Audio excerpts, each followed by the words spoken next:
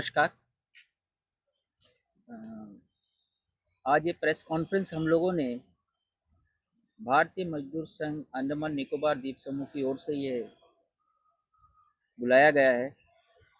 मुद्दा ऐसे social media में काफ़ी चल रहा है, पर आप तक ये बात को सही ढंग से पहुंचाने के लिए मेरे पास जो माध्यम था, उन सभी प्रेस भाइयों को यहाँ पर बुलाया गया है। जैसा आप सब जानते हैं कि भारतीय मजदूर संघ पूरे भारतवर्ष में मजदूरों के हित के लिए काम करता आ रहा है। अंडमान में भी हमारे जितने भी मजदूर भाई है भारतीय मजदूर संघ से जुड़े हुए हैं, उनके लिए भी हम जहाँ तक हो सके काम कर रहे हैं। पर यहाँ पर आज ये फॉरेस्ट डिपार्टमेंट में एक ऐसा इशू आ गया है जिसको आप तक पहुँचाना बहुत ज़रूरी समझा, इसीलिए आज ये प्रेस कॉन्फ्रेंस किया जा रहा है। आप जानते हैं फॉरेस्ट डिपार्टमेंट में 1356 वर्कर्स का हर साल एडमिनिस्ट्रेशन अप्रूवल लेता है, जिनमें से जो ये सब डीआरएम में अपॉइंट होते हैं। बट अब कुछ समय से देखा जा रहा है कि ये जो बैकडोर एंट्री है, जो पुराने लोगों को ना लेना, नए लोगों को अपने पसंद के लोगों को लेना, ये बहुत ही मतलब एक गंभीर समस्या आ गया है। जो पुराने लोग कई सालों से, करीब 20-25 सालों से, कई तो रिटायर हो गए, उनको ना लेकर नए लोगों को एंट्री करवाना, देखा ये जाएगा जो पुराने लोग इससे जुड़े हुए थे उनका घर में भी चूल्हा नहीं जल रहा है, नए लोग आए हैं वो 4 दिन में बैठाएंगे, फिर उनके घर में भी चूल्हा नहीं जाए। एडमिनिस्ट्रेशन का ये रवैया, फॉरेस्ट डिपार्टमेंट का ये रवैया समझ के बाहर है। इसीलिए हम लोगों ने ये डिसीजन लिया है। भारतीय मजदूर संघ कभी नहीं चाहता कि धरना प्रदर्शन हो एडमिनिस्ट्रेशन के साथ, शासन प्रशासन के साथ, पर जब पानी सर से ऊपर चला जाता है तो फिर कोई रास्ता नहीं रहता। तो इसीलिए आज हम लोगों ने ये डिसीजन लिया है कि आने वाले 3 मार्च से भारतीय मजदूर संघ फॉरेस्ट मजदूर संघ के साथ मिलकर एक 3 दिवसीय धरना प्रदर्शन का आयोजन करने जा रहा है। ये धरना प्रदर्शन जो होना है, वन विकास भवन जो है, वन सदन भवन जो है, वन सदन भवन जो है, जो हैडो में है, उसके सामने होने जा रहा है। इसमें बड़ी संख्या में भारतीय मजदूर संघ के विभिन्न आइलैंड से मजदूर आ रहे हैं। हम चाहते हैं कि एडमिनिस्ट्रेशन इस आवाज़ को सुने और इसको धरना प्रदर्शन के पहले ही अगर ये बात बन जाए, जो हमारी प्रथा भी है, तो हमें और भी अच्छा होगा। और अगर नहीं हुआ तो फिर इस धरना प्रदर्शन को हम आगे भी लेकर जाएंगे। जैसे कि आप देख रहे हैं हमारे साथ हमारे माई और फॉरेस्ट मजदूर संघ के प्रेसिडेंट अनूप दत्ता जी भी है। अगर उनसे कुछ जानकारी लेनी है, क्योंकि वो उसका यूनिट है, तो आप उनसे क्वेश्चन कर सकते हैं। आलोक जी, आपने जो ये आज ये प्रेस कॉन्फ्रेंस किया है, तो आप लोग टोटल कितने दिन का जो है ये धरना प्रदर्शन करेंगे और साथ ही साथ किस तरह का धरना प्रदर्शन होने वाला है? क्या ये चक्का जाम होने वाला है या फिर शांतिपूर्ण धरना प्रदर्शन करेंगे, आप ये बताइए। जी, ये बता दूं कि ये 3 दिन का जो धरना प्रदर्शन है, ये 3 दिन हमने इसलिए रखा है।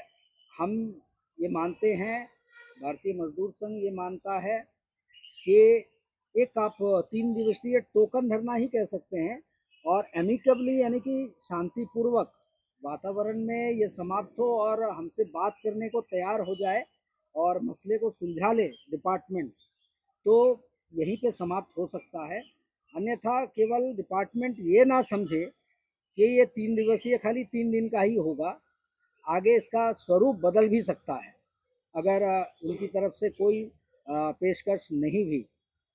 और दूसरा होगा कि ये बिल्कुल शांतिपूर्ण तरीके से होगा, क्योंकि हम बहुत ही इस मामले को सोच रहे हैं कि बच्चों का एग्ज़ाम भी चल रहा है, तो हम किसी तरीके से जो हमारे आने वाली पीढ़ी है, भविष्य है, बच्चों के भविष्य के साथ कोई भी ऐसा रुकावट हम ना बने, रास्ते ना ब्लॉक हो और शांतिपूर्ण तरीके से हम अपने बातों को रखें, धरने पे बैठे, ये हमारी सोच है।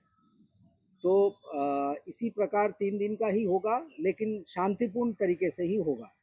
और आगे अगर बातें नहीं सुनी जाती है तो धरना जो है वो आगे बढ़ सकती है और उसका स्वरूप जो है वो बदल सकता है।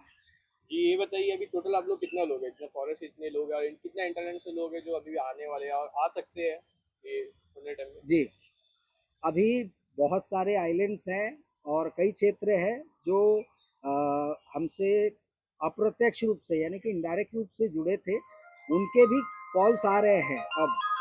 और कई ऐसे प्रतिनिधि हैं जो हमें कॉल कर रहे हैं, कई प्रतिनिधि हैं जो हमें कॉल कर रहे हैं कि हमारे क्षेत्र के वर्कर्स आपसे जुड़ना चाहते हैं। हमने उनका स्वागत किया है और हम उम्मीद कर रहे हैं साउथ अंडमान के अलावा नॉर्थ एंड मिडिल है, इसके अलावा प्रेस कॉन्फ्रेंस हड करवा बे, देगा, थोड़ी देर बाद करेंगे। नील, हैवलॉक और कैम्बल बे, ऐसे तमाम क्षेत्र से जो है रिप्रेजेंटेटिव, क्योंकि आप लोगों को पता होगा कि हेली सर्विस या शिप के इतने अवेलेबिलिटी नहीं है। और इसके अलावा जो मजदूर भाई मेरे अभी 2 साल से बेरोजगार बैठे हैं, सबसे पहली बात तो ये मुद्दा ये है कि उनका सोर्स ऑफ इनकम बंद कर दिया है, तो वो आए तो आए कैसे, बैठे तो बैठे। फिर भी हमारे मजदूर भाई लगातार बोल रहे हैं हम कैसे भी सर आने की कोशिश करेंगे, कहीं से भी लेकर के या व्यवस्था करके,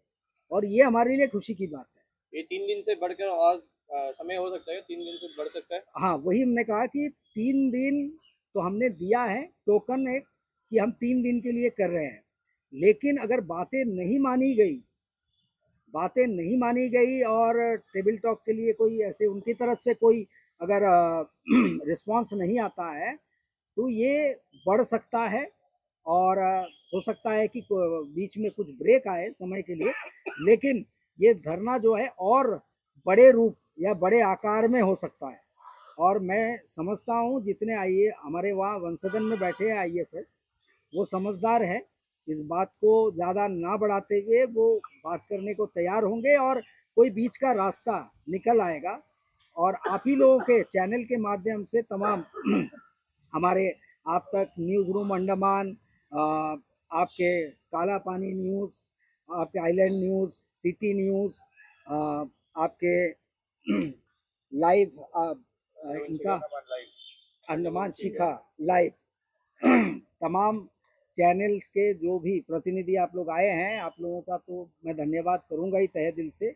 और आपके माध्यम से तमाम अंडमान निकोबार के फॉरेस्ट मजदूर, DRM मजदूर जो वर्षों से काम कर रहे हैं और आज जिनका चूल्हा बंद है, उनको भी आह्वान करूंगा मैं कि वो ज़्यादा से ज़्यादा तादाद में इस धरना प्रदर्शन में भाग ले, ताकि आपके दर्द को वहाँ तक हम पहुँचा सके, क्योंकि आपका आना ही हमारे लिए शक्ति प्रदान करता है, हमारी ताकत बनता है। और तमाम NGOs, तमाम बाकी जो भी हमारे लिए पॉलिटिकल पार्टी, हमें कोई ऐसे परहेज नहीं है। अगर हमारे वर्कर्स के मुद्दे पे जो उनके वेलफेयर है उसके लिए जो भी सामने आके समर्थन करेंगे, उनका हम स्वागत करेंगे। और हम उम्मीद करते हैं कि ये 3 दिवसीय जो धरना प्रदर्शन है ये कारगर होगा और कुछ नतीजा इन वर्कर्स के लिए हम निकाल पाएंगे, या इनको कुछ आने वाले वक्त के लिए रोजी रोटी का साधन बना पाएंगे। Thank you. मैं और एक खास जानकारी आप लोगों को देना चाहूँगा कि ये जो पीछे और हमारे साथ बैठे हुए जो वर्कर्स देख रहे हैं आप इस वक्त में, ये हमारे यहाँ साउथ अंडमान क्षेत्र, वांडूर, बरारगंज, आपके हडबे और शोलबे, हाँ जी, मंगलूटान है, ऐसे तमाम रेंज के ऐसे क्षेत्र के ये लोग हैं जो हमारे प्रमुख सिपाही कह सकते हैं। और ये इतने तकलीफ के बावजूद भी डटे हुए हैं, हमारे साथ बने हुए हैं और अपने साथियों को जो जोड़ रखा है, आप एक कड़ी बोल सकते हैं। तो ये जो हैं हमारे साथ जो बैठे और खड़े हैं यहाँ पे, इन लोग प्रमुख कड़ी हमारे लिए है इस वक्त में। और यही है जो दिन रात डटे हुए और मेहनत कर रहे हैं और इस कैसे भी अपने हक अधिकार को पाने की लड़ाई में इनका महत्वपूर्ण योगदान है, ये मैं ज़रूर कहना चाहूँगा।